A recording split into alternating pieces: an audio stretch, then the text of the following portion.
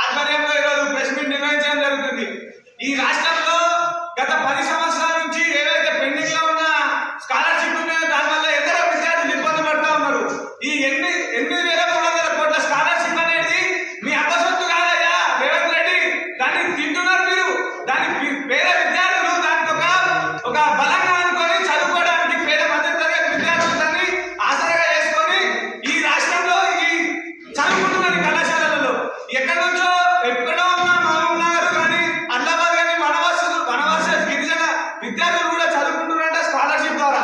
కానీ ఆ స్కాలర్షిప్ లో మీరు 10 సంవత్సరాల నుంచి ఆపేసి విద్యార్థులకు చదువుకు దూరం చేసి ఏ పద్ధతి మీ రెడ్డి కులస్తులే చదువుకోవాలా, మీ అగ్రవర్గం కులస్తులే చదువుకోవాలి, పేద మధ్యతరగతి విద్యార్థుల పరిస్థితి ఏంటని రేపు అడుగుతా ఉన్నది.